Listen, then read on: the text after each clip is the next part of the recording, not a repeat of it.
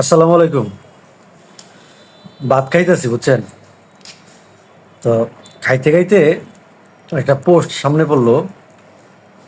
জৈনিক এক ব্যক্তি পোস্টার লেখছে আর কি, যে নুরা পাগলা আছে না, বর্তমানে যে ইস্যু চলতেছে নুরা পাগলা, ওর লাশ যে তুলছিল কবর থেকে মাজার ভাঙ্গা, ওই নুরা পাগলার নিয়া যে 14 দিন হয়েছে নুরা পাগলা মারা গেছে, আর লাশ এখনো পছন্দ করে নাই। কিন্তু একটা সত্যি কথা আপনারা কই, এটা গবেষণা করে দেখবেন, এটা আসলে মূলত গবেষণার বিষয়। এরকম ভাবে কেউ আসলে আপনাদের আঙ্গুল ধরে ধরে দেখাইবে না। আমি আপনাদেরকে আঙ্গুল ধরে ধরে সতর্ক করে দিতেছি।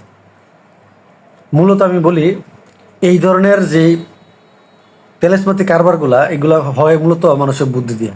যেমনটা দেখবেন, ধরেন আপনার একটা ভাই বা আপনার কোনো আত্মীয় বিদেশে মারা গেল, তো বিদেশ থেকে 1 মাস পরে লাস্ট দেশে আসে না, যেমন থাকে এমনই তো থাকে, ঠিক না?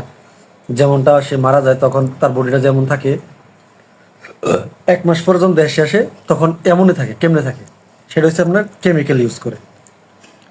এই এই ভণ্ড মুরিদরা যারা মাজার বানানোর আগের থেকে পায়তারা করে, এরা মূলত ওই কেমিক্যাল ইউজ করে। তার পীর যখন মারা যায় তখন দাফন করার সময় ওই কেমিক্যাল ইউজ করে, যাতে দীর্ঘদিন এই লাশটা মানে পচন না ধরে।